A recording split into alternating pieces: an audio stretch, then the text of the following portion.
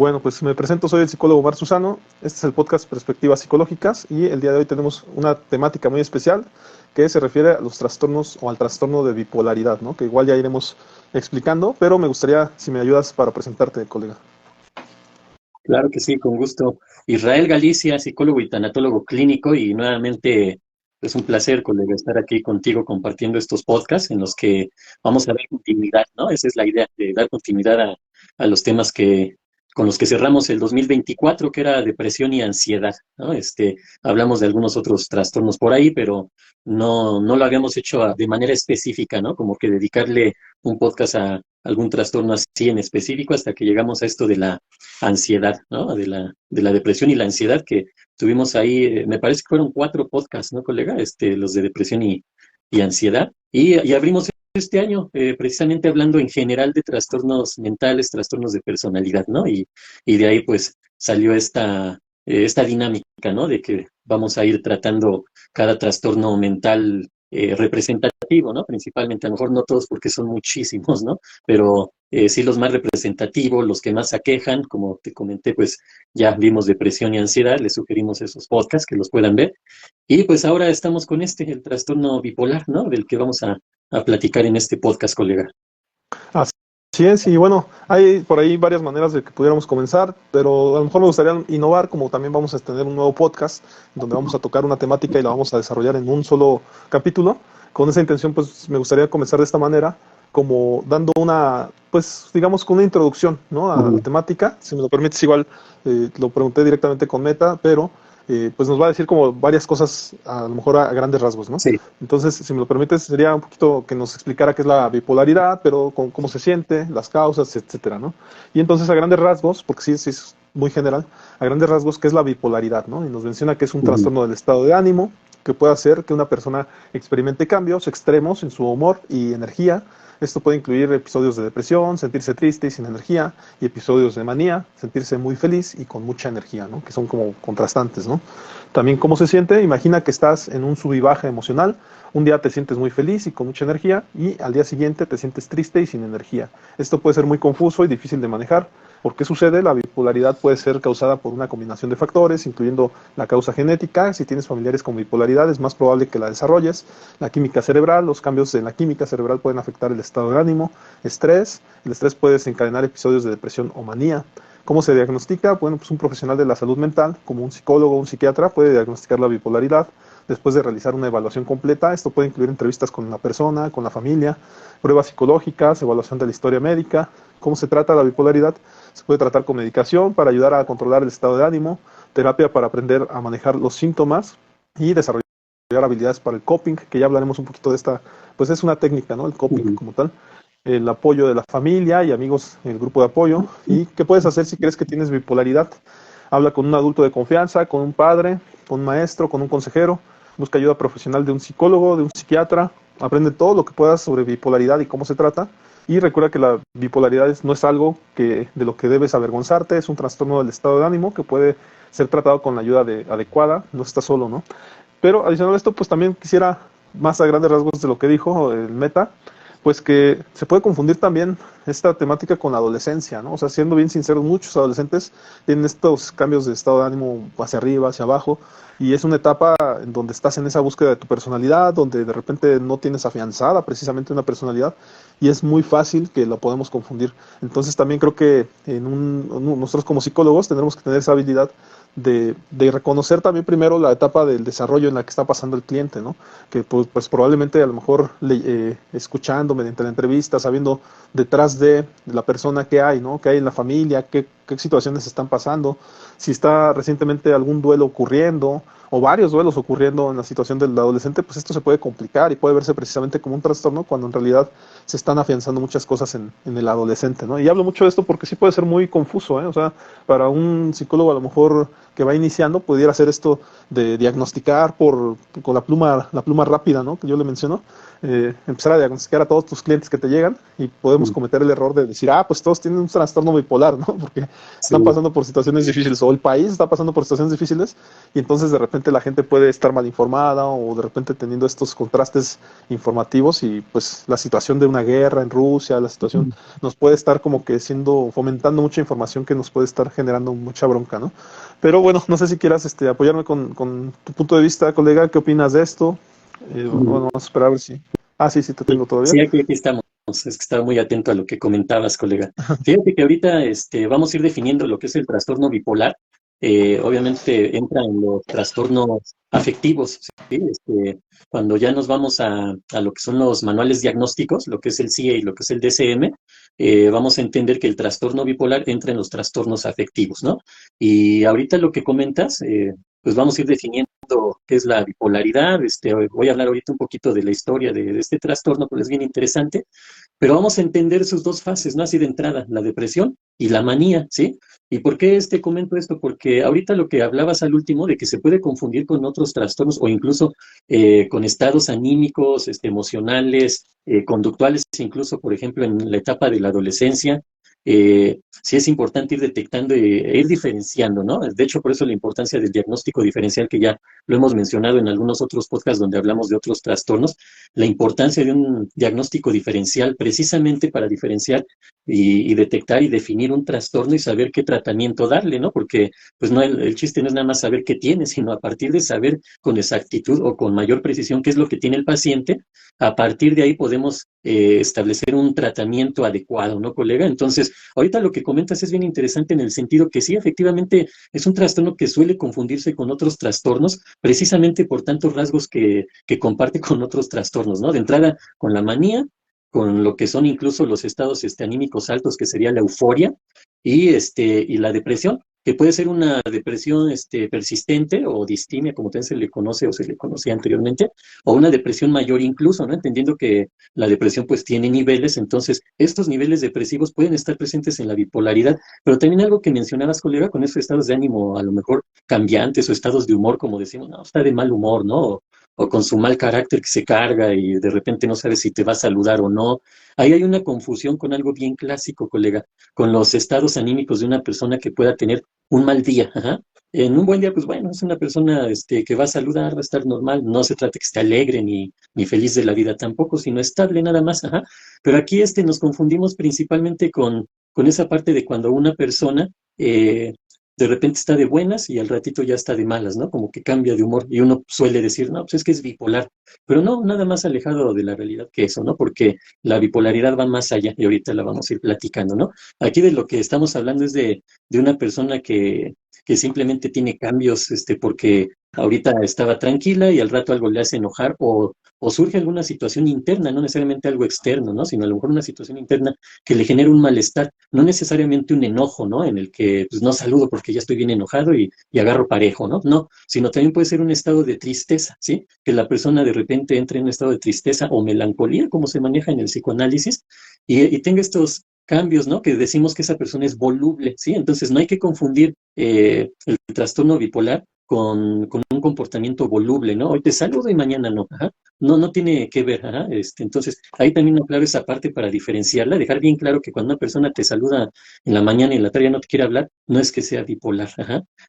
Hay tipos de bipolaridad, de tipo 1, tipo 2 y ciclotimia, pero no tienen que ver con que ahorita estoy de buenas, te saludo y al rato ya no te quiero ni saludar, ajá. Eso es ser voluble en su estado de ánimo, en su carácter, pero bueno, diferenciarlo y como dices, las etapas también del desarrollo, adolescencia, que es donde hay mucho cambio hormonal, genera este tipo de cambios de estado de ánimo, hay que saber diferenciarlos, ¿no? Y la bipolaridad, colega, para empezarla a tener clara, empieza más o menos alrededor de los 18, 19 años que ya se puede diagnosticar, es decir, cuando un ser humano va saliendo de la adolescencia, ajá, va entrando a la juventud, ¿sí? Entonces, digamos que la bipolaridad puede desarrollarse ya tal cual como un trastorno diagnosticado a partir de los inicios de la juventud o al término de la adolescencia, colega.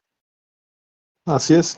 Y de alguna manera, también, si me lo permites, me gustaría tocar el tema de la historia de la bipolaridad, que tiene mucho que ver con la de depresión y ansiedad que tocamos, pero hay un rasgo ahí muy, muy llamativo que me llamó la atención, que ya se remonta igual, bueno, te lo menciono si quieres desde el principio y ya lo retomo, ¿no? Pero, por ejemplo, te digo, se parece mucho a la que hemos mencionado de la depresión, que nos Sí. menciona que en la época antigua, en Grecia, el médico Hipócrates, ¿no? Ujú. Describió un trastorno que se caracterizaba por cambios extremos en el estado de ánimo, ¿no?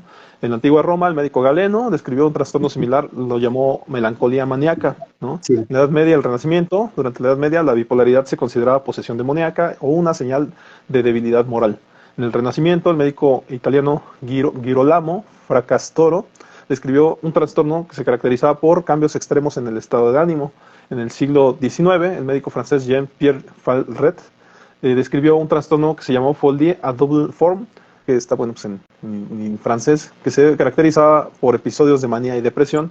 El médico alemán Emil Kraepelin desarrolló la clasificación sistemática de los trastornos mentales, incluyendo psicosis maníaco-depresiva. Fíjate, ¿no? O sea, ya hasta lo ponían con psicosis, ¿no?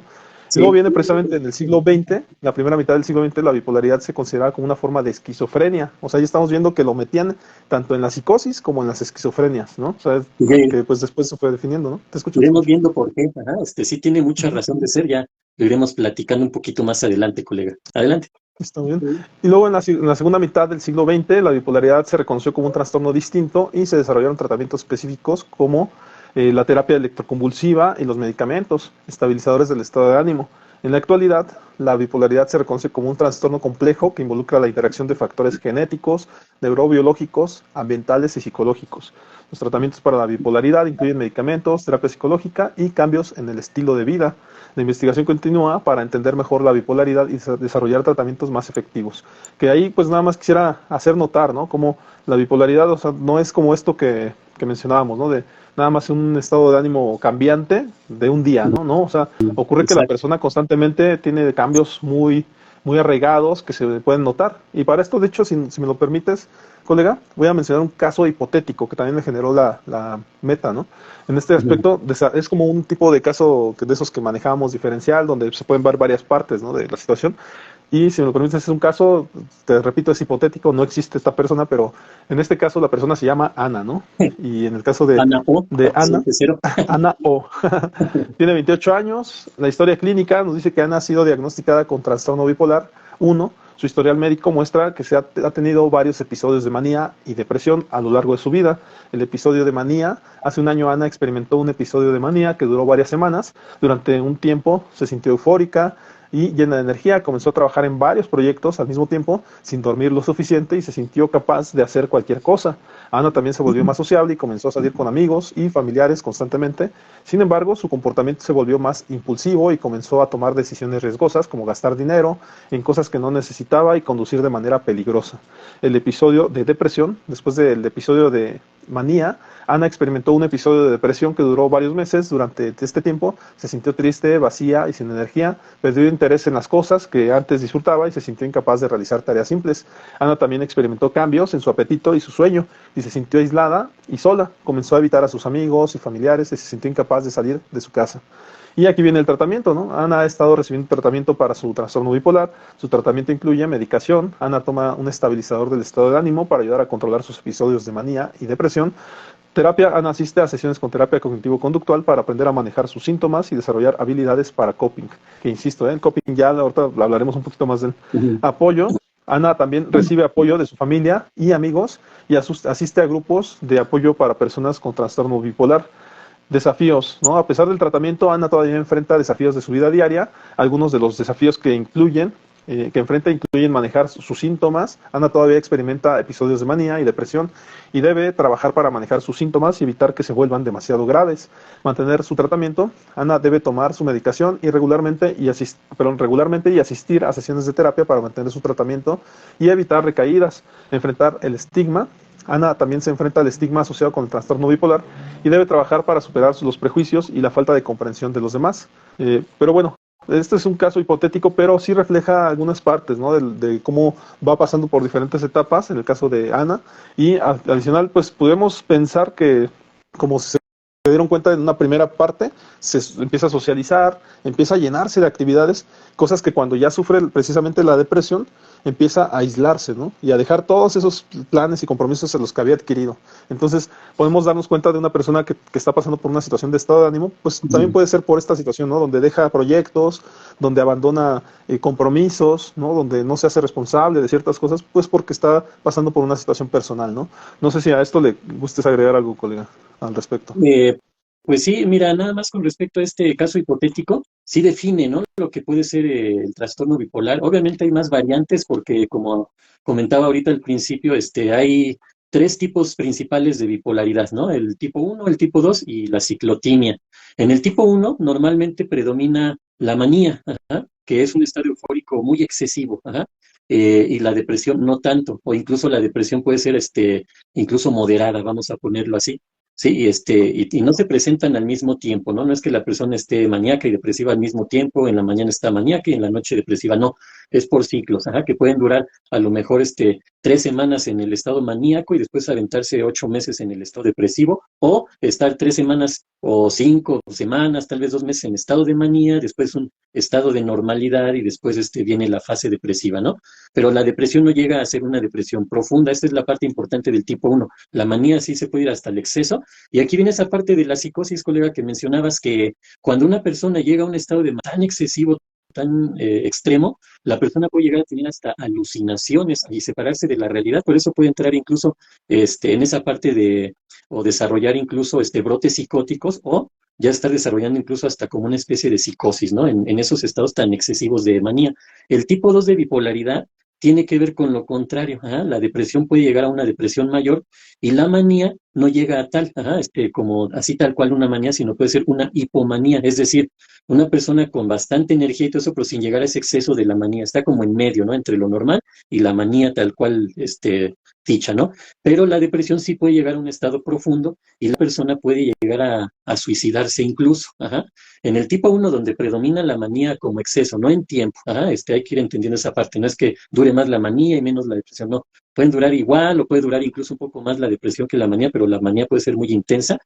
La persona se puede poner en riesgo. Ajá. En ambos tipos hay riesgos, pero de diferentes causas o situaciones, ¿no? En la primera, la persona puede llegar a un estado excesivo de euforia y de manía que empieza a tomar acciones arriesgadas por esa situación en la que se siente casi, casi omnipotente, ¿no? Porque a ese grado puede llegar la persona, ¿no? O incluso hasta a una melomanía, ¿no? De sentirme grandioso, yo puedo con todo, ¿no? Y tomar acciones arriesgadas, pueden perder mucho dinero, apostar fuerte porque tienen toda la energía que piensan que el mundo está a sus pies y la suerte igual, ¿no? Todo eso, ¿no?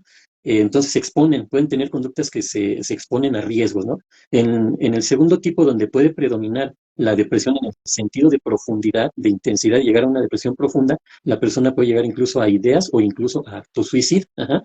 Y el tercer tipo de bipolaridad es la ciclotímica, donde no hay ni una manía excesiva y muy posiblemente no se llegue a una depresión profunda. Ajá. Digamos que, entre comillas, es la más leve. Ajá. No así, también interfiere en otras áreas de la persona, ¿no? Entonces, aquí el ejemplo que pones, este caso,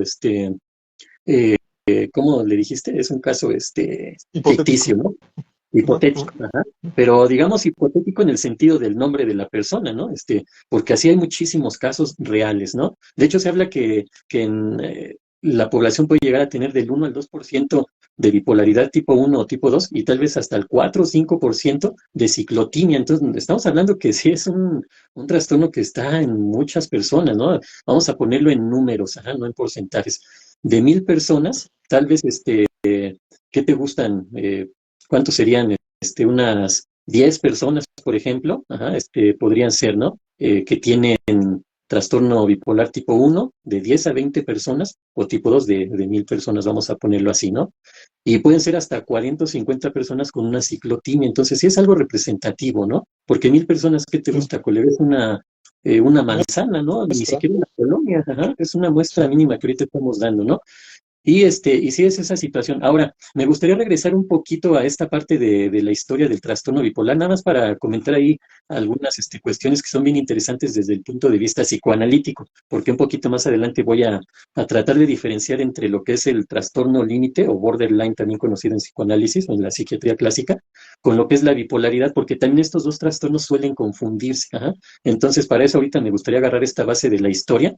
Se habla de los humores, colega, ahorita que mencionabas lo de Hipócrates, ajá, que se estableció los cambios de humor, las teorías de los humores, ¿no? De Hipócrates, en donde él menciona que hay una bilis negra, que es la que provoca la depresión o melancolía.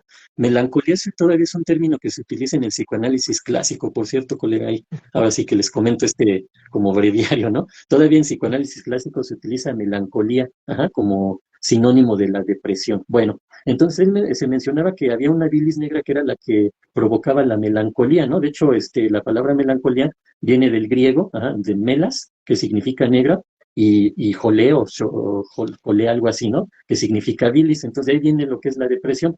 Y la otra parte, lo que es la manía, no se tiene muy claro de dónde puede venir, pero se habla de que un médico romano, Aurelianus, ajá, incluyó la palabra esta griega de manía, donde se junta lo que es ania y lo que es manios o manos, ajá, que quiere decir relajado, suelto, pero no en el sentido de una persona que esté tranquila, sino de una persona que se extralimita, o sea, no le importa nada, vamos a ponerlo así, y por eso empieza a actuar de esta forma, ¿no? Entonces, excesivamente relajada, vamos a ponerlo así, que puede hacer lo que quiera, ¿no? Entonces, digamos que ese es el origen, pero quería ahorita comentarlo un poquito, principalmente por lo que es la melancolía, ajá, lo manejamos, se maneja ese término, yo ya casi no lo utilizo, la verdad, pero en el psicoanálisis clásico sí viene esto, ¿no? Ahora, se supone que la manía la provocaba la bilis amarilla, ajá, entonces se hablaba digamos, de estos dos fluidos corporales, ajá, que provocaban entre lo que era la melancolía y la manía, ¿no?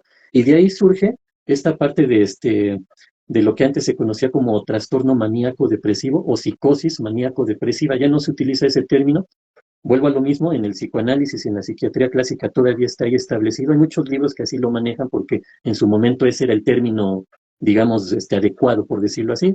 Va cambiando y ahora pues lo que es el CIE, lo que es el DCM 5, ya lo manejan como el trastorno bipolar, ¿no, colega? Pero ya más adelantito mira esta parte de lo que es la diferenciación entre lo que es la bipolaridad y el trastorno del borderline o ya ahora identificado como trastorno límite de la personalidad, colega.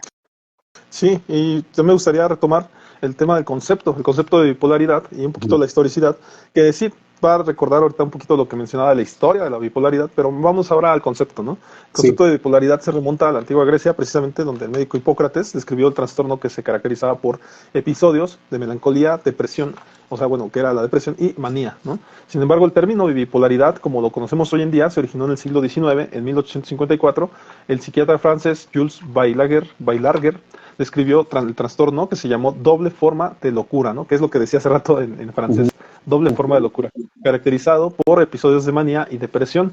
En 1899, el psiquiatra alemán Emil Kraepelin acuñó el término psicosis maníaco-depresiva para describir el trastorno. Kraepelin consideraba que la manía y la depresión eran dos polos opuestos de un mismo trastorno.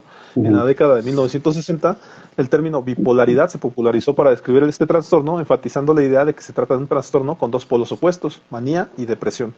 Evolución del concepto. A lo largo de los años, el concepto de bipolaridad ha evolucionado para incluir diferentes subtipos y variantes. El trastorno actualmente en el Manual Diagnóstico y Estadístico de Trastornos Mentales de DSM-5 reconoce varios subtipos de trastorno de bipolar, incluyendo el trastorno bipolar 1, trastorno bipolar 2, trastorno bipolar no especificado, que ya hemos mencionado en el anterior podcast, que es cuando no tiene los rasgos completamente, sino que de repente puede tener a unos o algunos más o algunos menos, ¿no? Y está el trastorno ciclotímico, ¿no? En resumen, el término bipolaridad se originó en el siglo XIX y se ha ido desarrollando y refinando a lo largo de los años para describir un trastorno del estado de ánimo caracterizado por episodios de manía y depresión, ¿no? Bueno, en este aspecto, como nos hemos dado cuenta, venimos del tema anterior al podcast de trastornos mentales y de personalidad, venimos del tema de la depresión, ¿no? Casualmente en este caso ahora está asociado con la manía, por eso es el tema de la bipolaridad, ¿no? Por ahí, colega, no sé si gustes agregar algo o comentar algo al respecto. Sí, digamos que en este aspecto, pues sí, hay ahora sí que toda una historia del trastorno bipolar, ¿no? Pero me gustaría marcar esta parte, la conceptualización psiquiátrica contemporánea de lo que anteriormente se llamaba como enfermedad o trastorno maníaco depresivo, ¿no? Digamos que en 1854, Jules Baillager describió a la Academia de Medicina del Imperio Francés, ¿no? Lo que tú comentabas, ajá. Pero ¿por qué es importante esto? Normalmente se han tratado de modificar los términos, en parte porque hay nuevos descubrimientos, a lo mejor se detectan ya rasgos diferenciales, etcétera, pero también por la forma, vamos a ser bien sinceros, para que no se escuche tan feo, ¿no? Porque ya se hablaba de una etiqueta, ¿no? De eres un maníaco. Y hay que entender que esto es como un sinónimo, o sea, hasta la fecha, ¿ah? De eres un loco, ¿ah? Estás mal de la cabeza, mentalmente estás enfermo. Todo eso va relacionado a la manía, ¿ah? Lamentablemente se fue conjugando de esa forma.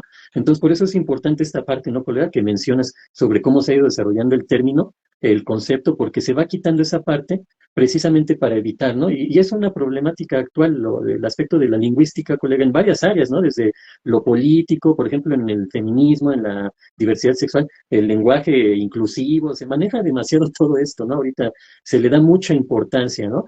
Se ha utilizado mucho lo que es la programación neurolingüística actualmente, a veces de manera distorsionada y a veces cayendo hasta en cuestiones ahí que no tienen nada que ver ya con ciencia ni nada de esto, ¿no? Pero bueno, el punto es ese, ¿no, colega? A lo mejor si a una persona le dices estás melancólico, no se oye así tan cruel, tan fuerte, a lo mejor hasta se oye más suave, ajá, que si le dices estás depresivo, ajá, es que estás melancólico, se escucha como, pues estás triste o a lo mejor lo interpreto como una tristeza más profunda.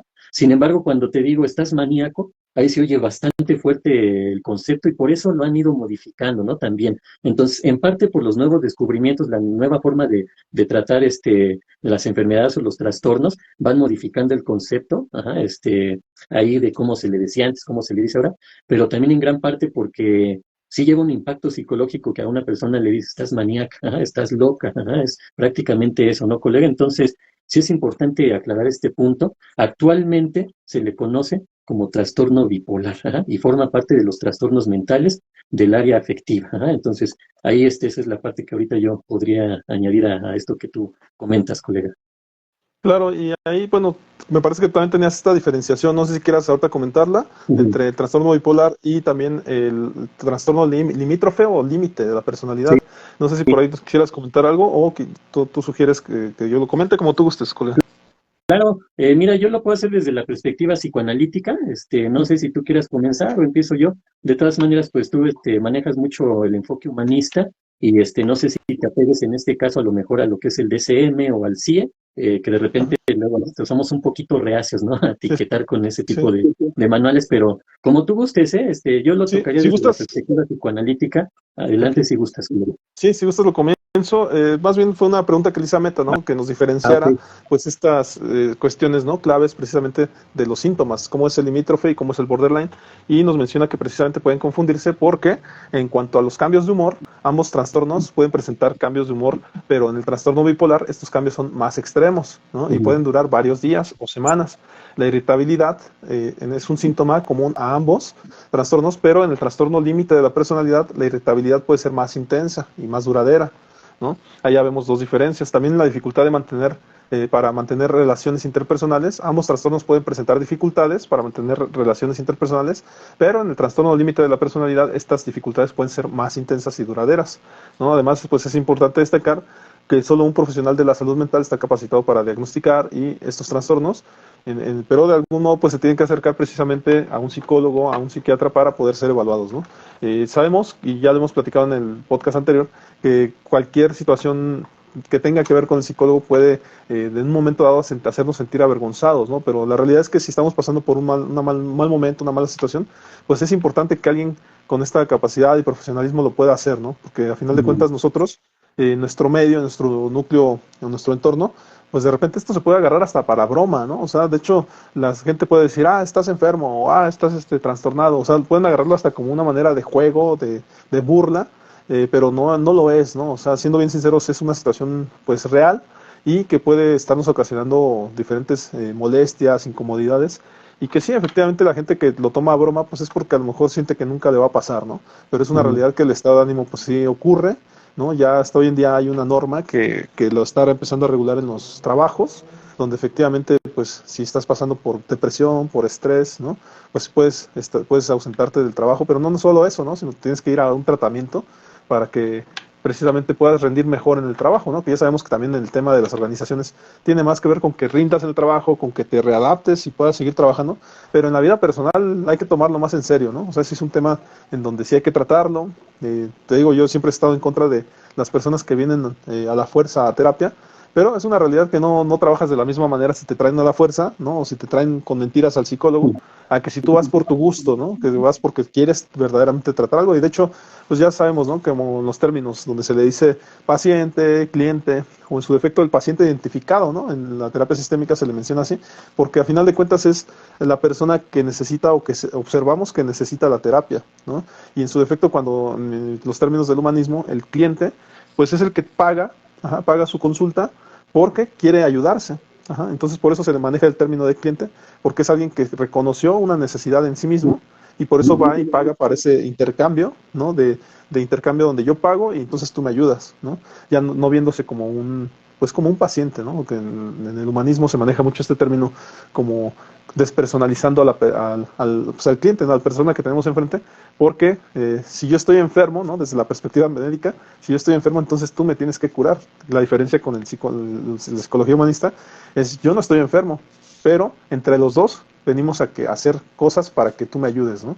Entonces ya eso cambia un poquito la perspectiva. Pero no sé si gustes mencionar algo respecto a esto, colega, también en cuanto al tema, ¿no? De ampliar el tema de las diferencias ahí, como dices tú, desde el psicoanálisis.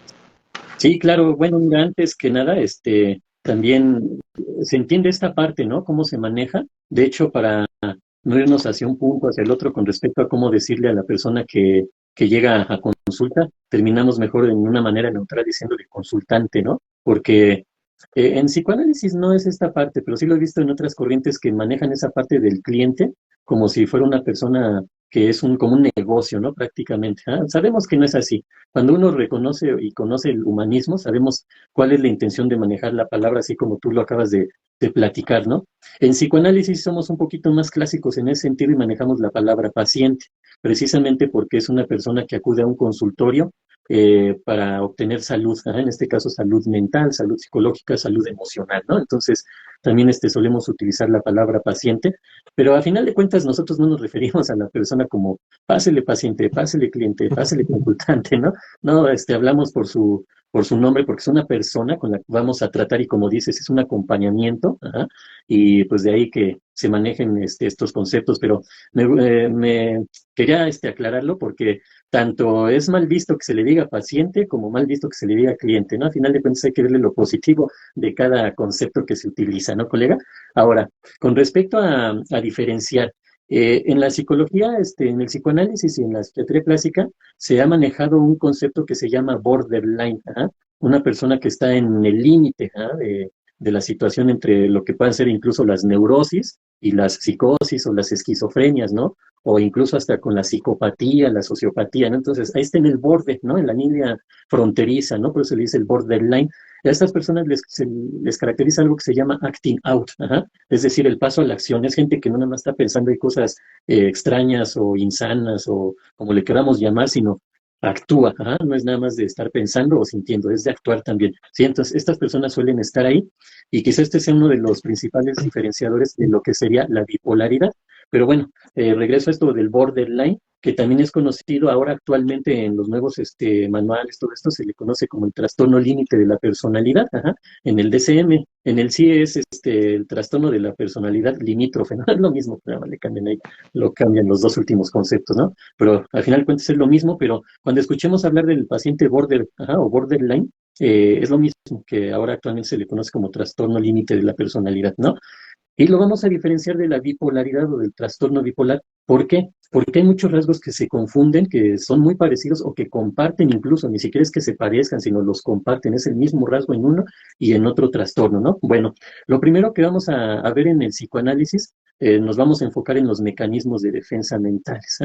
Normalmente, la persona border o limítrofe tiene un mecanismo de defensa llamado escisión. Digamos, aquí vamos a entender qué sería el mecanismo de defensa llamado escisión. Tiene que ver con la tendencia a separar como el mundo, la realidad, digamos, de las personas, y las personas en buenos o en malos, es extremo. Esta parte es interesante porque las personas límite un día pueden pensar que eres la mejor persona, el mejor psicólogo del mundo, Omar, y si te hablan y no les contestas, y te vuelven a llamar, no los contestas, eres el peor psicólogo, no te interesa su vida. Así son los bordes, se van a ese extremo, a diferencia del extremo que se maneja en la bipolaridad, dos polos, pero en estados de ánimo, no así en las reacciones hacia la persona. No, es que a lo mejor tú le hablas ya pues por la tarde, en la noche, y es que no me contestaste, no demuestras interés en mi caso, y pues ya depende de uno cómo manejar ese tipo de situación, ¿no? O si se sienten mal ahorita, necesitan van y llegan a tu consultorio aunque no hayan generado la consulta o no haya quedado ahí agendada, quieren que se les atienda en ese momento porque tienen una urgencia, eso sí debemos de entenderlo, ¿ah? No es que nada más quieran atención ahorita porque quiero y ya no, sino porque verdaderamente se pueden sentir mal e incluso a veces son capaces de identificar que ya se viene ahí una situación, entonces antes de que se salga todo de control, quieren ir a buscar al psicólogo, ¿no? Pero si no puede atenderles, o incluso aclaro, a veces no queremos atenderles porque no es el momento y no es así la dinámica, aquí estoy para 24/7, no, para nada, no funciona ni para el psicólogo ni para el paciente ese tipo de situaciones, ¿no? Pero bueno, ese es el borderline, entonces tienen este mecanismo de defensa del yo, Hay que entender que en el psicoanálisis que hay mecanismos de defensa mentales que estructuran nuestra parte del yo, esa parte de nuestra mente que está en contacto con la realidad y se encarga, o por lo menos trata de encargarse de satisfacer las necesidades del ello. Es otra parte o estructura psíquica que quiere cubrir sus necesidades, sus placeres en el momento. Entonces esa es la lucha entre el ello y el yo. El yo más apegado a la realidad, esto ahorita no puedes hacerlo o no de esta forma. Entonces busca formas. Cuando es muy intensa la presión del ello hacia el yo que está en contacto con la realidad, actúa con estos mecanismos de defensa y uno de esas en el trastorno límite o en el borderline es precisamente la escisión, como que bueno o eres malo, eres el mejor psicólogo o eres el peor si no me atiendes, o una persona que ha estado, no, es que es mi gran amigo, siempre está cuando le necesito, pero si un día no está cuando le necesites, no, tú no eres mi amigo, me dejaste a mi suerte, y ese tipo de acciones, ¿no? Bueno, ahora, con respecto al trastorno bipolar, que es el que nos tiene aquí, este trastorno normalmente se basa en el mecanismo de defensa llamado forclusión, que es un rechazo del significante. Esto ya son conceptos psicoanalíticos, ¿no? Damos nosotros un simbolismo, un significado a las cosas, a las personas, a las situaciones, a nuestras ideas, todo eso, ¿no? Entonces, la forclusión es como, digamos, en el caso de un niño, que es donde empiezan a desarrollarse los mecanismos de defensa, queda expulsado de lo que nosotros generamos simbólicamente, por ejemplo, la figura del padre, la figura de la madre, y esto nos lleva a estados afectivos muy alterados. ¿Por qué? Porque al no tener ese concepto claro de una figura paterna o de una figura materna, o de ambas incluso, eso nos va a llevar a estados afectivos, anímicos, difíciles de comprender o de entender.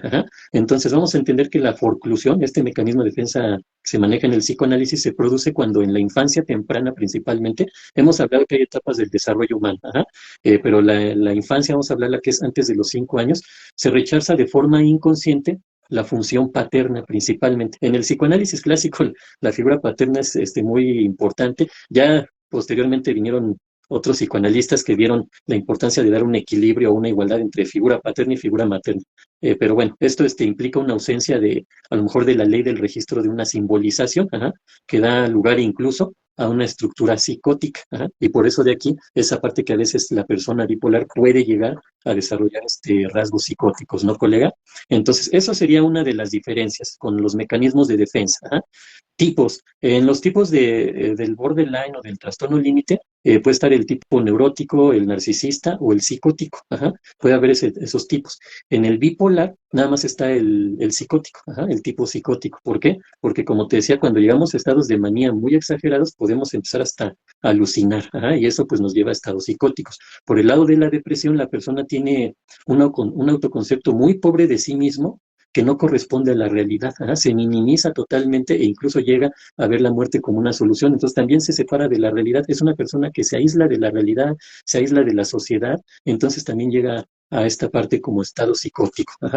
Ahora, con respecto a los síntomas, lo que comentaba hace ratito, en el paciente borderline o limítrofe, está presente lo que es el acting out, síntomas neuróticos, psicóticos, o incluso en el psicoanálisis clásico se maneja de las perversiones, también están incluidas en el border. En el bipolar, lo que vamos a ver más son ciclos que mencionamos, los 3 tipos de bipolaridad. El tercero es la ciclotimia, es donde se nota más esta relación entre la depresión o estas etapas entre la fase depresiva, la fase de manía o incluso estados de normalidad, ¿no? En los que la persona funciona sin estar en uno o en otro. Ajá. Entonces, ya sea que a veces predomine la parte depresiva o a veces predomine la manía. Ajá.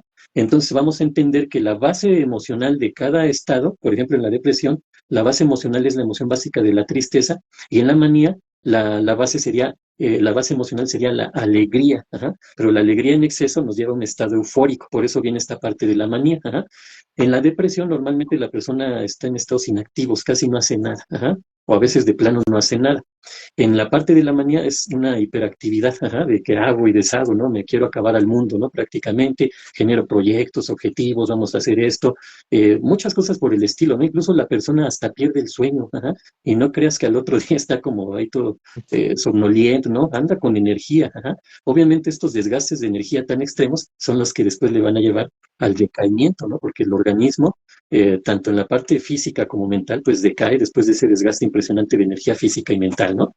Bueno, entonces, y puede ser variable, ajá, estos periodos, ¿no? A veces periodos más largos de depresión, a veces periodos más largos de manía, a veces periodos más largos en la normalidad, depende, ajá, y ahí es donde establecemos estos tipos de bipolaridad. Ahora, con respecto a la angustia y a la ansiedad, en el borderline o limítrofe se puede presentar una ansiedad neurótica o psicótica. Ajá. Y en el bipolar, volvemos a lo mismo, está la parte psicótica. Ajá. Genera angustia a la persona, por ejemplo, en la depresión, es una situación que se genera hacia el pasado, ¿no? Todo lo que yo fui, todo lo que soy ahorita, pero con esa interpretación errónea, ¿no? De que soy, estoy mal, no soy capaz de nada, el mundo, no tiene solución, todo ese tipo de cosas en la depresión. En la manía nos vamos a lo contrario, ¿no? El todo puedo. Ajá. Obviamente caemos en esos brotes psicóticos. Ujú. El conflicto, colega.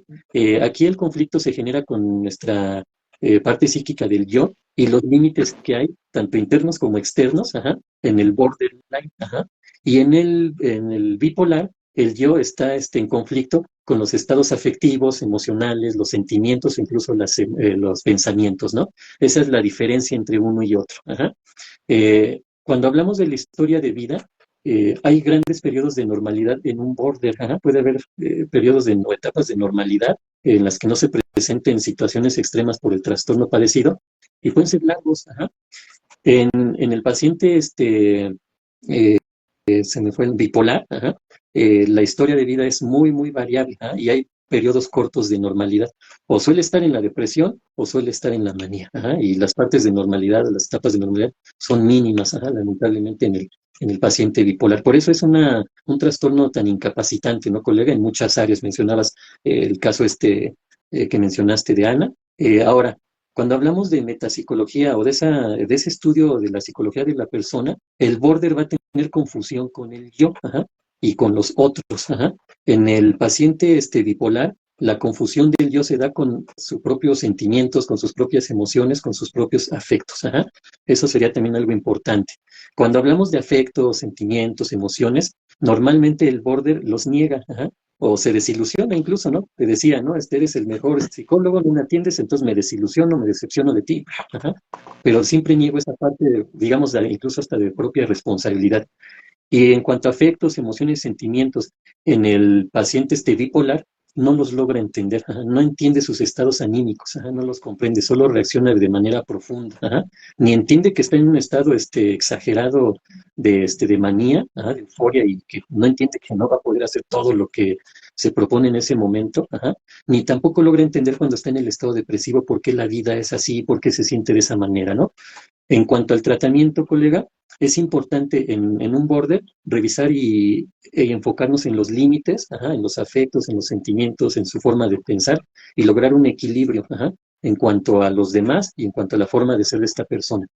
El tratamiento en el paciente bipolar se va a definir más en cuanto a sus estados emocionales y sentimientos, sus afectos. Ajá. Eso es importante, buscar causa y efecto y la persona. Por eso es tan importante manejar aquí a lo mejor la terapia cognitivo-conductual, ¿no, colega?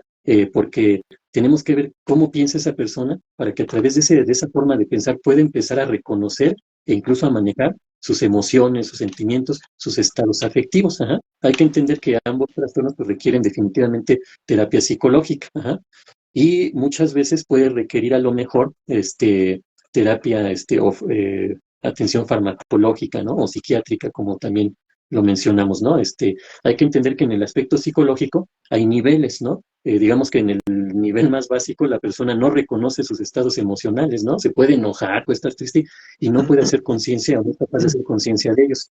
En el segundo nivel, la persona puede hacer conciencia de esas emociones, de esos estados afectivos, pero no generan gran cambio en su comportamiento o en su actuar. Ya los identifica hasta después, ¿no? Cuando ya, como decimos, cuando ya la regó. Ajá.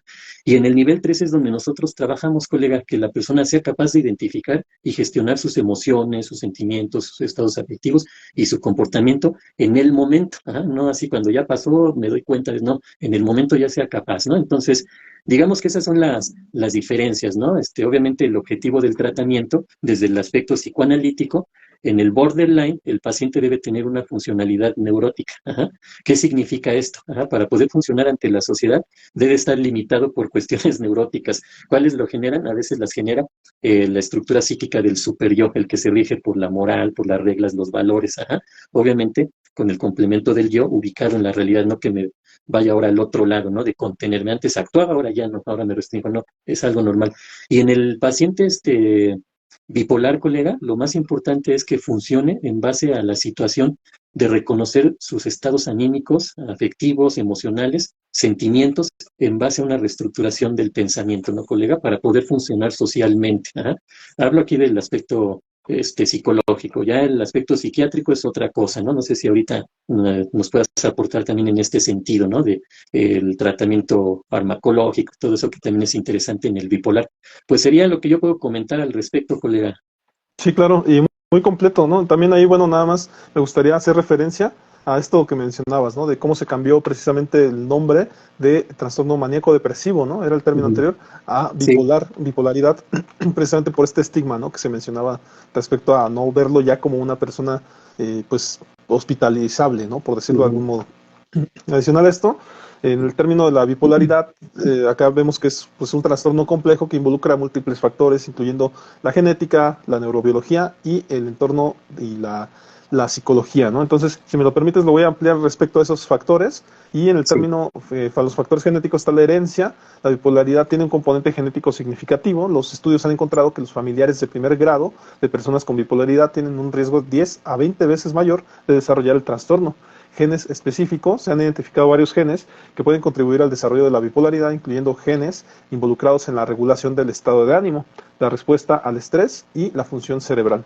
Además, bueno, están los factores neurobiológicos, la desregulación de los neurotransmisores. La bipolaridad se asocia con alteraciones en la regulación de los neurotransmisores como la serotonina, la dopamina y el glutamato, anomalías en la estructura y función cerebral.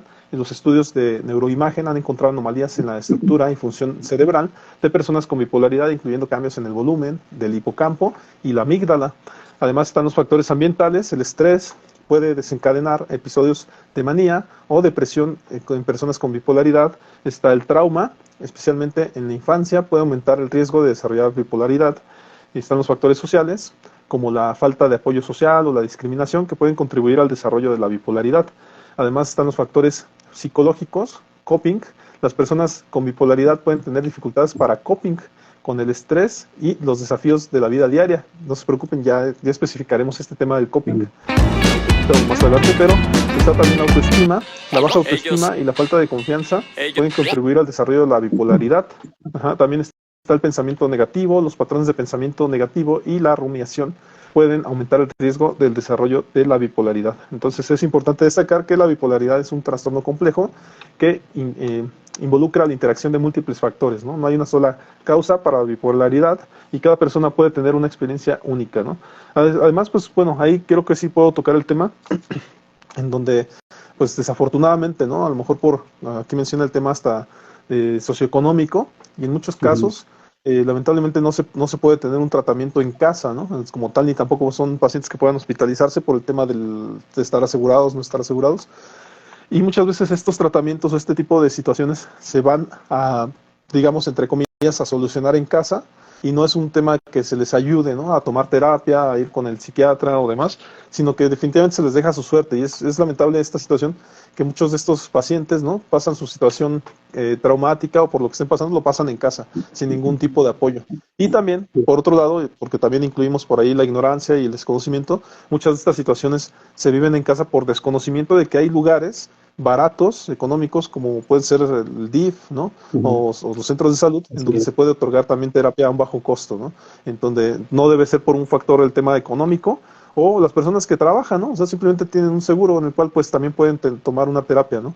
En esta situación, aunque sabemos y lo hemos dicho constantemente que los tratamientos a veces son largos, ¿no? Te dan la cita a un largo tiempo, también pueden incluir promociones algunos psicólogos en donde pueden tener la terapia a bajo costo en un horario específico, ¿no? Entonces, creo que por el tratamiento no debe de detenerse el apoyo, sino que pues por ahí pueden tener varias alternativas, ¿no? Para el tratamiento.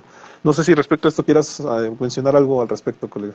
Pues esa parte de reforzarla, ¿no? Con lo que mencionas al final es bien importante que se habla, algunas estadísticas hablan que del 100% de personas que padecen el trastorno bipolar en cualquiera de sus tipos, de ese 100%, vamos a ponerlo así, de 100 personas en total, 4 personas padecen el trastorno, ¿verdad? Y de esas 4 personas, una es la que va a recibir una atención adecuada, las otras 3 no. Ajá. Entonces, esto es bien importante por lo que mencionas. Hay instituciones que sí tienen costos muy accesibles, pero aún así, con todos estos costos accesibles, lamentablemente hay gente que ni así puede pagar esos costos tan accesibles, ¿no? ¿Qué se puede hacer en estos casos? Ajá. De entrada, por ejemplo, en estas instituciones que mencionas, como por ejemplo el DIF o algún otro tipo de institución, de centros de salud, o incluso instituciones que están ahí como sociedad, ajá, como instituciones de atención o de fomento social, que no tienen fines de lucro ni nada, pueden llegar a dar la atención gratuita. Ajá. Se hace un estudio socioeconómico, ¿sí? Uno puede buscar incluso en el internet asociaciones, no eran sociedades, son asociaciones, ajá, sin fines de lucro, que apoyen a personas con trastorno bipolar o trastorno depresivo, así como hay atención a la mujer y todo de forma gratuita y las asesoran legalmente, les dan atención psicológica y todo eso, también hay para algunos trastornos. ¿Por qué se da esto? Hay personas de mucho dinero que de repente tienen esa fase filantrópica, ¿no? Es decir, amor al ser humano, y se junta con que a lo mejor uno de sus hijos o algún familiar muy cercano o un ser querido padecen el trastorno bipolar o depresivo o lo que sea, ajá, así como el Teletón, ¿sí? Que es una fundación, todo eso, sin entrar a cuestiones que ahí son medio raras del Teletón y algunas empresas ahí, más claramente Televisa, ¿no? Vamos a decir tal cual, tienen ahí intereses ocultos, pero, por ejemplo, el Teletón atiende mucha gente, independientemente de otras situaciones ya más políticas y todo eso, atiende mucha gente incluso hasta sin costo, ¿ah? O con costos demasiado accesibles, ¿no? Es como la universidad, ¿no? La UNAM, ajá, que pagas tus 100 pesos al año y con eso ya tienes derecho a estudiar la preparatoria, una carrera, ¿no? Así, ajá. O incluso a veces ni siquiera se paga eso en algunas instituciones escolares. Entonces es importante que la gente sepa que puede buscar opciones, ¿no? Y que no se quede con eso. Pero otra situación, colega, mucha gente no sabe que tiene trastorno bipolar, ¿no? O algún otro tipo de trastorno o padecimiento, ¿no? Es parte de su vida y así creen que es la vida. ¿Ah? No saben detectarlo. ¿Por qué? Porque no han logrado hacer conciencia. Ahorita vamos a mencionar algunos rasgos o características del trastorno bipolar enfocados ya sea a la etapa o fase depresiva y a la fase maníaca, ¿no? Para que las personas que nos ven puedan decir, ah, pues a lo mejor yo tengo eso, esperemos que no, como decimos, tocamos madera, o puedan conocer a alguien más que pueda padecerlo. Ajá, no es así como que lo identifique nada más en mí, no lo tengo, ah, qué bueno, ajá, no, sino a lo mejor hay alguien que yo diga, pero en esta persona veo estas características, estos rasgos, entonces pues le voy a mandar esta información, ¿no? Pero eso es lo que yo ahorita podría agregar, ¿no? Ya nos harás favor de platicarnos lo que es el coping, ¿no, colega? No sé si sigue este Sí. tema un poquito más adelante, pero No, sí, sí me gustaría entrar. Adelante. Nada más que antes de eso me gustaría a lo mejor mencionar algunos, precisamente algunos famosos que han hablado de su depresión maníaco o depresiva o en este caso de bipolaridad, que es como Catherine Zeta-Jones, la actriz ha hablado sobre su diagnóstico de trastorno bipolar 2 y cómo ha aprendido a manejar sus síntomas. Demi Lovato, la cantante y actriz, ha sido abierta sobre su lucha contra la bipolaridad y ha utilizado su plataforma para concientizar sobre la importancia de la salud mental. Stephen Fry, el actor y presentador británico, ha hablado sobre su diagnóstico de trastorno bipolar y cómo ha aprendido a manejar sus síntomas a lo largo de los años. Kanye West, el rapero y diseñador de moda, ha hablado sobre su diagnóstico de trastorno bipolar y cómo ha influido en su creatividad y comportamiento.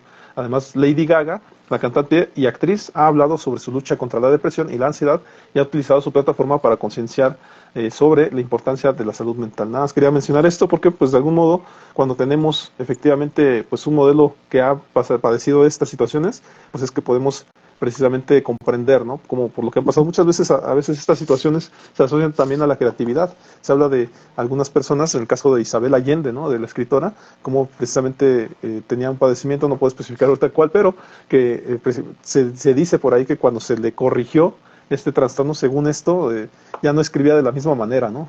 Isabel Allende, y así ha habido varios casos, ¿no? Donde se menciona que se les curó ese padecimiento y entonces la genialidad se fue, ¿no? Pero, pues bueno, nada más son algunos datos ahí que se mencionan, ¿no? No Es sé si tú quieras importante. mencionar algo al respecto, colega. Sí, colega, es difícil diferenciar en qué tanto mito es esto, ¿no? De que gracias a mi trastorno pude hacer cosas, ¿no? Si nos vamos al aspecto psicoanalítico, hay un mecanismo de defensa que se llama sublimación, ajá. Precisamente es cuando tengo un conflicto psicológico, lo voy a sublimar, es decir, lo voy a transformar en algo más aceptable socialmente o lo voy a ir expresando de esta manera, ¿no? Y es cuando se da, por ejemplo, en algunos artistas, ¿no? Ya sea en la pintura, ¿no? Van Gogh, por ejemplo, ¿no? También hay que tener en cuenta esto, ¿no?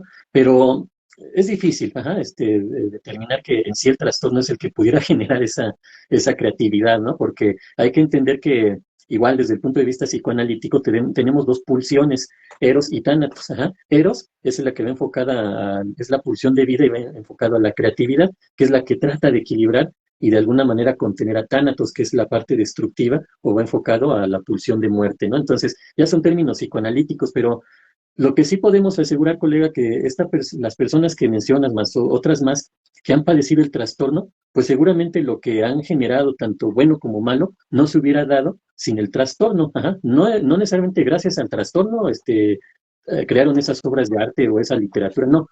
Pero sí es un conjunto entre el trastorno más aparte otras características de su personalidad, ¿no, colega? Y algo que mencionaste ahorita también que me llamó mucho la atención, que normalmente se habla de que el trastorno bipolar es un padecimiento que la persona va a tener durante toda su vida, pero que puede ser controlado al grado de que la persona puede tener una vida normal. Ajá, eso es importante aclararlo, ¿no?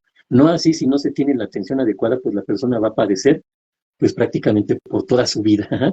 En algunos aspectos neurofisiológicos se habla que a lo mejor algunos cambios hormonales, bioquímicos o algo así en el cerebro pueden generar que desaparezca, pero eso está entre comillas, ¿no, colega? No está comprobado. Lo que sí se habla es que el trastorno bipolar es algo que puede estar presente toda nuestra vida, pero que si llevamos el tratamiento adecuado, nuestra vida puede ser normal, sin ningún problema, ¿no? O hay gente que pareciera que ya lo superó y después vienen recaídas porque se descuida. Hay que tener atención en esas cuestiones, ¿no, colega? Sí, a lo mejor otro actor que me gustaría mencionar, que a mí se me hace un buen actor y que ha mencionado también tener bipolaridad, es Ari Telch, ¿no? Un personaje de las Sí, telenovelas, sí. que efectivamente él ha referido precisamente en entrevistas al padecer este trastorno y cómo lo pues ha tenido estos tratamientos, ¿no? Para precisamente pacificar, digamos, el trastorno y poder seguir trabajando, ¿no? Porque a final de cuentas también él es un buen actor y como bien lo dijiste hace rato, ¿no? O sea, podemos convivir y cohabitar con nuestro trastorno, simplemente como que también hay que tener ese tratamiento adecuado, ¿no? Sí. Entonces, pues bueno, por ahí me gustaría mencionar precisamente pues que sería como una técnica, ¿no? Del coping que se mencionó aquí, pues yo creo que en estas temáticas se menciona, que es el desarrollo de habilidades para coping, ¿no? Que es Ujú. fundamental para manejar el estrés y los desafíos de la vida diaria, especialmente cuando se enfrentan a trastornos del estado de ánimo como la bipolaridad. Entonces, pues vamos a mencionar por ahí algunos. Habilidades para coping, está el reconocimiento y aceptación de los sentimientos, aprender a reconocer y aceptar tus sentimientos en lugar de negarlos o reprimirlos.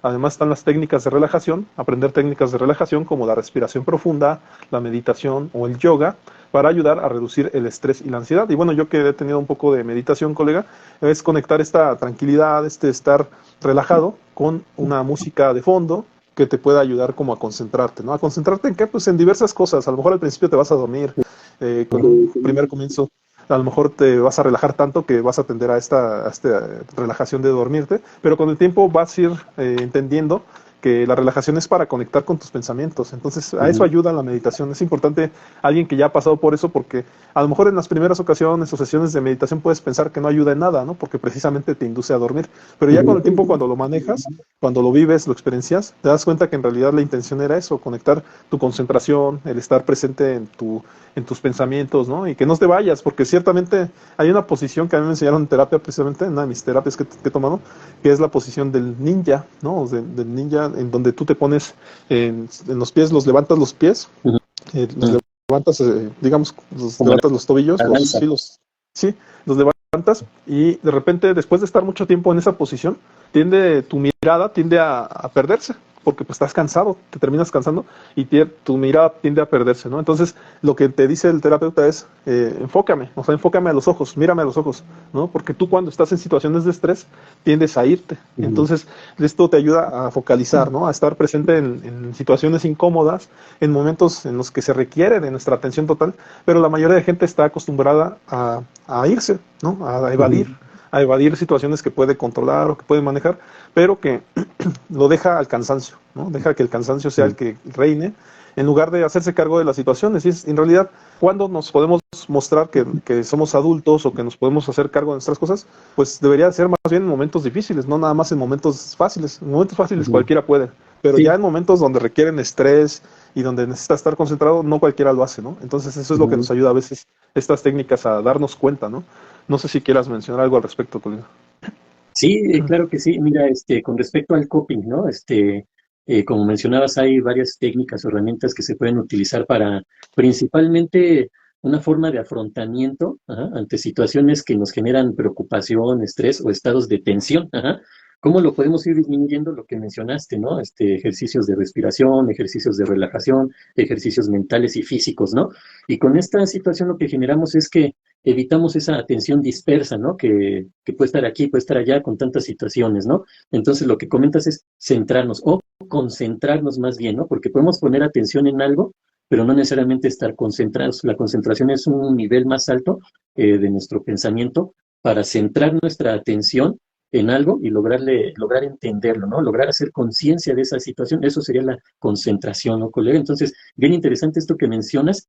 ¿Y por qué es esto tan importante? Porque son ejercicios que podemos hacer, ¿ah? No necesitamos ir a una institución y pagar 300, 1000 pesos. No, en realidad no. Se pueden compartir, como tú ahorita nos lo estás compartiendo, esta posición de ninja y todo esto. La verdad yo no sabía esa reacción que puede llegar a tener, ¿no? Ya cuando lo mencionas, pues lo va asociando uno, ¿no? La postura te agota o genera una reacción en el sistema nervioso, lo que sea, ¿no? Pero es eso principalmente, ¿no? Son técnicas muy sencillas que la persona puede ir haciendo y lograr quitar situaciones que dispersan su atención, su mente, que le generan preocupación, tensión, estrés, todo eso, ¿no, colega? Es bien, bien interesante esto que mencionas. Sí, y que corrijo, es la posición del samurái. Ya es como se ponen los samuráis, así como que en esta posición, ¿no? Y nada más que con la diferencia de que levantas los pies, levantas los tobillos, ¿no? Ah, Entonces, ok. no es del ninja, es De del samurái. puntitas. Trae Sí, de de puntitas, puntitas. ¿no? Así Sí. es. Y sí, efectivamente de eso se trata la meditación, donde pues en realidad son puntos de concentración. Realmente quien ha tomado una meditación se dará cuenta de que todo inicia como viendo una luz, ¿no? Una luz grande. Después esa luz a lo mejor la sientes en el cuerpo, cómo va pasando ciertas partes del cuerpo. Y en realidad es para que nosotros nos demos cuenta de cómo vamos sintiendo a veces a lo mejor esta parte de apretar los músculos, luego soltarlos. En realidad tiene que ver con eso, con concentrarse, ¿no? En ciertas partes del cuerpo. Pero bueno, me voy también a actividades físicas en donde se Ujú. pueden realizar actividades físicas regulares como caminar, correr, nadar, para ayudar a mejorar el estado de ánimo y reducir el estrés. Además está la conexión social, pues puede mantener una conexión social fuerte con amigos y familiares para tener un sistema de apoyo y reducir la sensación de soledad. Además están el aprender técnicas de pensamiento positivo como la reestructuración cognitiva o la terapia cognitiva para ayudar a cambiar patrones de pensamiento negativos. También está aprender a gestionar el tiempo de manera efectiva, para reducir el estrés y la ansiedad causados por la sobrecarga de trabajo o responsabilidades, que esta es una situación que hay que hacer notar, ¿no? Porque muchas veces las personas viven en su cotidianidad, en el trabajo de repente, pues es llegar del trabajo a la casa, de la casa a dormir y luego al otro día ir nuevamente al trabajo y no se dan esos tiempos, esos espacios de relajación o hasta si tú quieres, como decíamos aquí, de socializar con personas, sino que de repente dejan de hacer eso, ¿no? Y eso de repente pues los hace que la cotidianidad se vuelva más difícil de sobrellevar.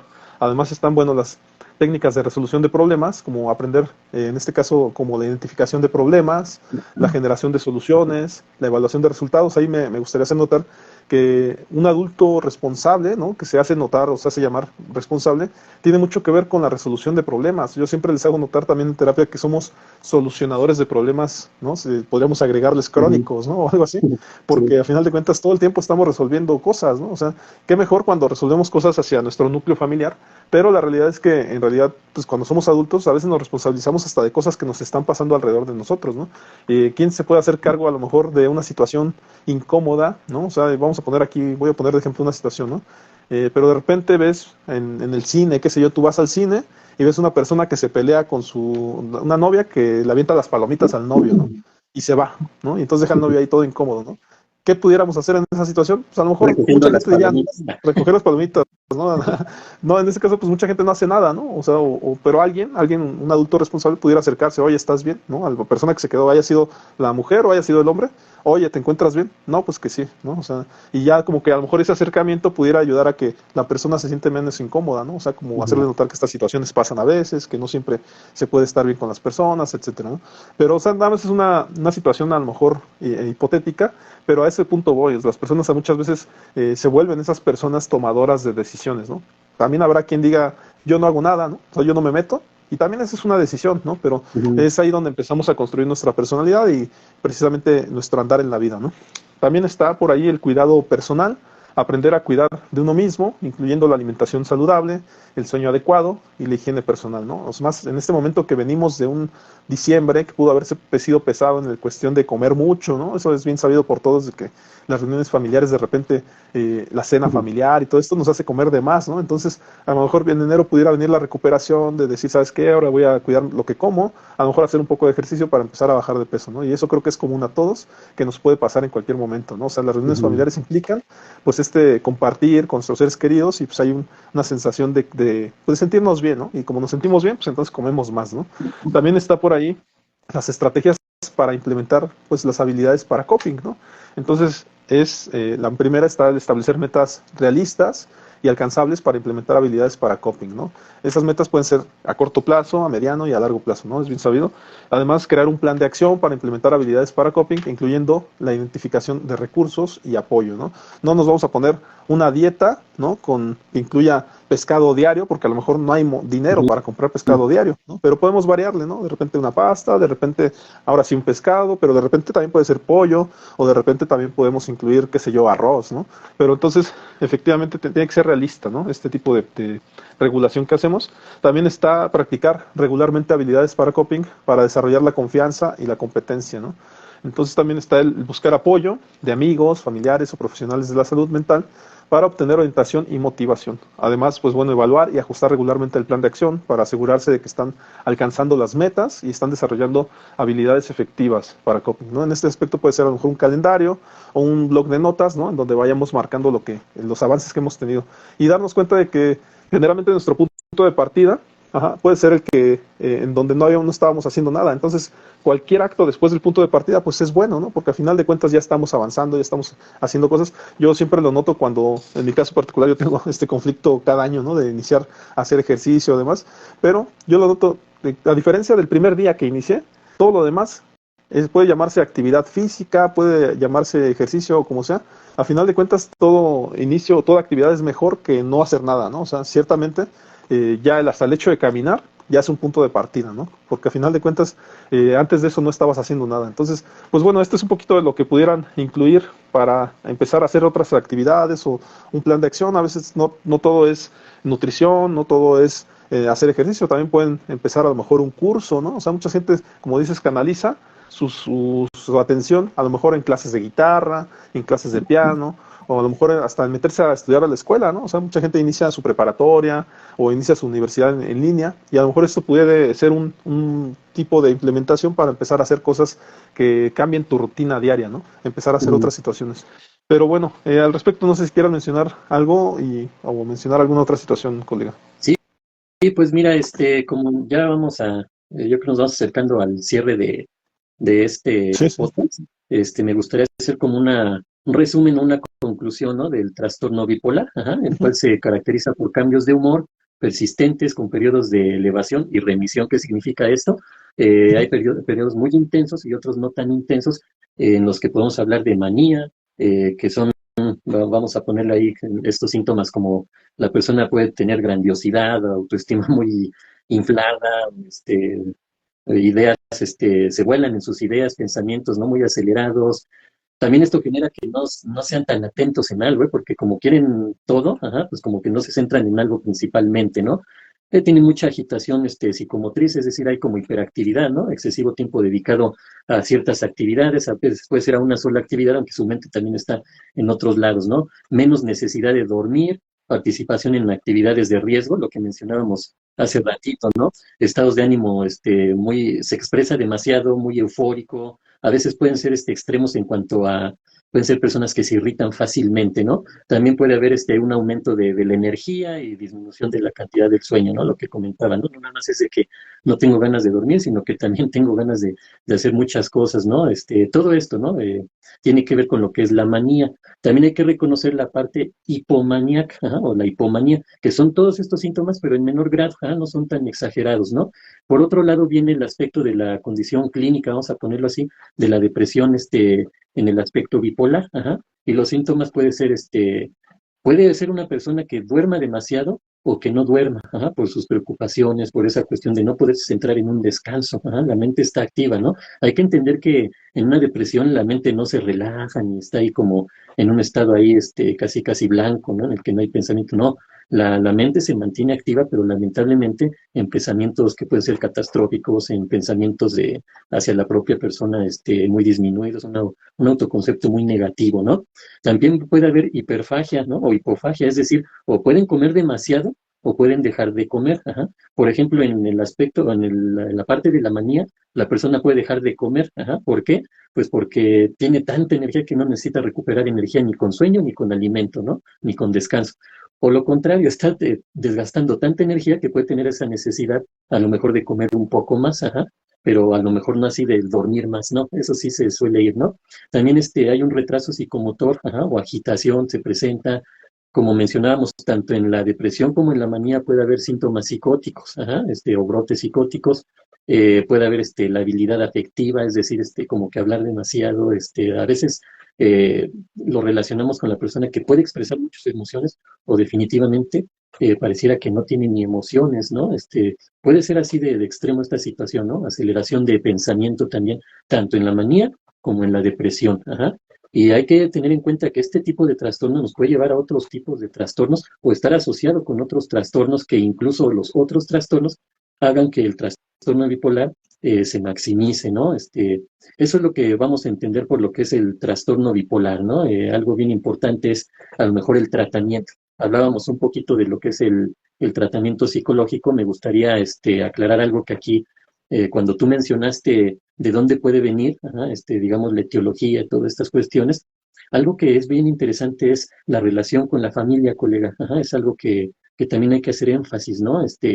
Hay que entender que una persona puede irlo desarrollando a lo largo de los años, desde su primera infancia, ajá, donde hay que tener en cuenta cómo fue la relación de los padres, ajá, entre ellos y hacia los hijos, ajá, porque normalmente cuando, digamos, la relación de los padres es armoniosa, pero choca con la cuestión paterna, es decir, de que andan ahí medio perdidos en la cuestión de la enseñanza, de la educación, de la atención, del amor hacia los hijos, puede ir desarrollando este tipo de situaciones no tan intensas. Ajá.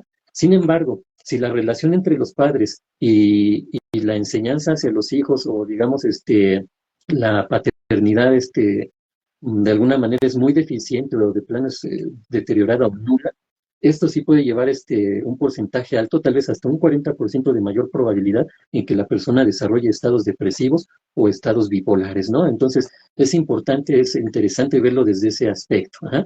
En la terapia psicológica, colega, hay que entender que nosotros vamos a tener que, de alguna forma, identificar, ¿no? Al paciente, pero el paciente principalmente le podemos enseñar a que él identifique sus estados afectivos, sus estados emocionales, ¿no? digamos que nuestra labor en conjunto con el paciente es reducir las ideas negativas que tiene de sí mismo. Ajá, eso es importante entenderlo, ¿no? Y ¿por qué no? Incluso sobre el entorno, cuando pensamos que el entorno es muy agresivo hacia mi persona, ¿por qué me pasa esto? O no me merecía aquello. O incluso hay gente que lo lleva al otro lado, ajá, pues, me merezco todo esto que me sucede, ¿no? Porque a veces están juzgando, ¿no? Incluso hasta de malas personas, ¿no? Entonces, eso es importante, ¿no? En la psicología, en la terapia psicológica, lo que vamos a manejar también va a ser una reestructuración de pensamiento en base a identificar ideas irracionales del paciente, tanto en la fase maníaca como en la fase depresiva, ¿no? Tenemos que generar que el paciente aumente el número de situaciones agradables en su vida, ajá, porque de repente vemos que su dinámica diaria, pues no precisamente está generando cuestiones de bienestar o fomentar alegría o fomentar momentos a lo mejor de bienestar, ¿no? Entonces hay que tener atención en esto y esto se le llama activación, ajá, que la persona busque ya sea tener actividades o entretenerse en cosas que también sean positivas, no nada más cumplir con sus responsabilidades, esas pues las tiene que hacer cualquier persona, pero el asunto es que también hay que hacer cosas que nos den satisfacción o bienestar por el solo hecho de hacerlas, que no tengan relación con ningún otro tipo de responsabilidad, ni por hacerlo por otras personas, ni nada por el estilo, ¿no?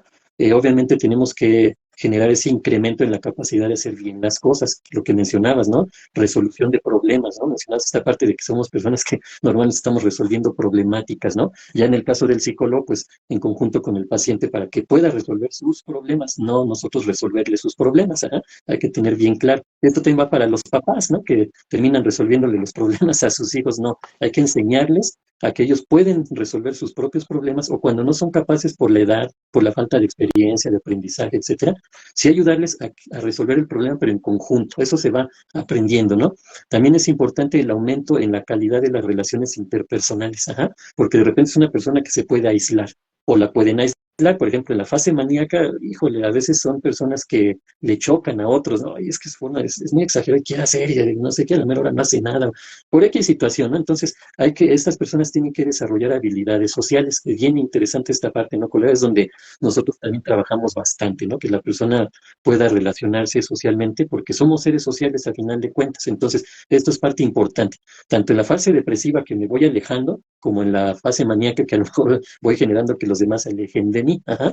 Y la reducción de la respuesta emocional negativa, ajá, es área donde también trabajamos, ¿no? Tener esa gestión emocional, desarrollar esa inteligencia emocional para que la persona sepa identificar sus estados afectivos a partir de generar la reflexión, el análisis e identificar su forma de pensamiento, ¿no? Todo esto es importante, ¿no, colega? Ahora en la cuestión farmacológica, pues hay varias formas, ¿no? Pero lo que se maneja mucho es el litio, ¿ah? El carbonato de litio para las personas que sufren trastorno bipolar, ajá.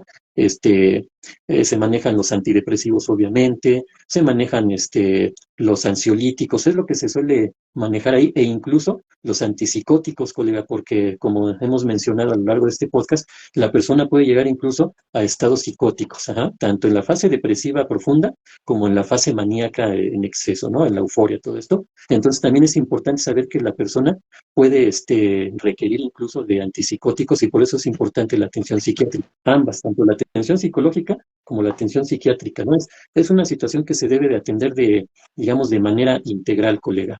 Pues digamos que hasta aquí yo iré cerrando con respecto al trastorno bipolar. Ajá, es un trastorno muy incapacitante que la persona debe de aprender a identificar si lo tiene o si alguien cercano que conozca o alguien querido, un familiar, un amigo, lo tiene, poderle proporcionar estas herramientas, ¿no? Esta información.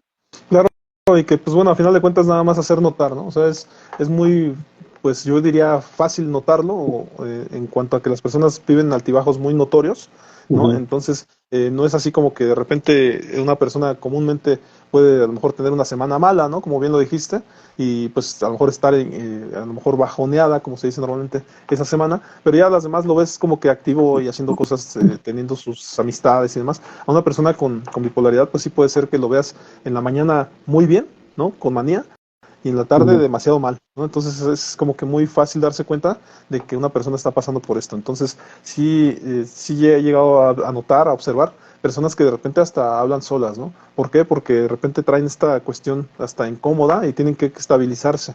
Su estabilización consiste en hablarle a alguien, no es que sea esquizofrenia, simplemente están tratando de regularse. Ajá, entonces puede ocurrir eso, ¿no? Entonces también pues nada más, si tienes a alguien que está padeciendo por una situación de estas, pues a lo mejor lo ideal sería pues tratar de ayudarlo, ¿no? O sea, ¿cómo? Pues a lo mejor acercarle a lo mejor los números de algún psicólogo o alguna cuestión donde ella pueda apoyarse, ¿no? También la red de apoyo es importante, personas que están tomando a lo mejor un medicamento, es importante que no consuman drogas o alcohol, ¿no? Porque al final de cuentas puede perjudicarles mucho. Establecerse una rutina es importante, ya lo decía yo, a lo mejor tomar ya sea clases o a lo mejor ir a meditación o demás sería importante y regular también el tema del sueño, dormir bien, tratar de estar precisamente, lo decías muy bien, con el círculo que te juntas es importante. Ajá, o sea, las personas que pueden estar a tu alrededor, pues pudiéramos notar si hay personas negativas o demás, a lo mejor esto puede hacer como que también tu entorno se vuelva negativo, entonces también tener cuidado en eso y cuidar lo que comes, ¿no? O sea, creo que lo que comes, lo que tomas, es importante estar como que constantemente viendo podcasts, leyendo libros, qué sé yo, eso puede ayudar, a lo mejor viendo series, qué sé yo, puede ayudar a que también tengas pues un entorno positivo. Pues también de mi parte sería todo, colega. En este caso tuvimos el trastorno del borderline, ajá, antes llamado maníaco depresivo.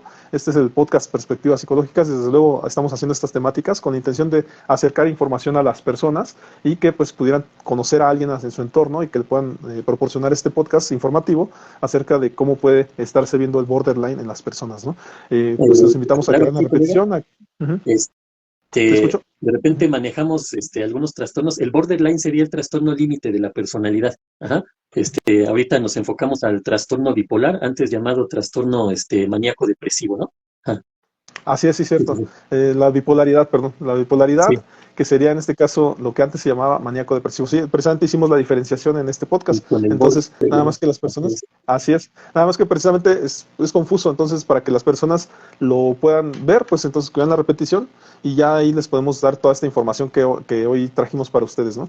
Y muchas gracias por hacer también esta adecuación, ¿no?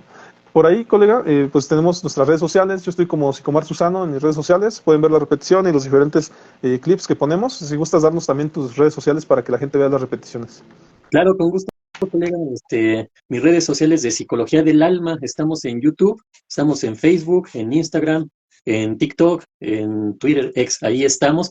Y ya de manera directa, Israel Galicia, psicólogo y tanatólogo clínico, estamos en el WhatsApp, me pueden contactar directamente a mi número de WhatsApp, es el 55 14 93 95 80, colega. Pues es un gusto y obviamente no está por demás comentar que nosotros podemos manejar este tipo de trastornos en psicoterapia, aunado a lo mejor al tratamiento psiquiátrico o farmacológico que requieran este tipo de trastornos, ¿no, colega? Un gusto nuevamente estar contigo, colega, comentar que vamos a seguir hablando de cada tipo de trastorno mental, trastornos de personalidad y por ahí abordaremos el borderline o trastorno límite de la personalidad ya más adelante, pero esta es la línea que vamos a seguir, ¿no, colega? Comentarle a quienes nos hacen favor de vernos, de seguirnos, igual que nos den like, por favor, que nos compartan, eso le ayuda mucho a nuestras páginas, al contenido, para poderlo seguir dando, pero principalmente para que llegue a más gente, ajá, y las personas tengan por lo menos esta herramienta para de alguna forma identificar, ajá, este tipo de problemáticas que tenemos los seres humanos. De mi parte es todo.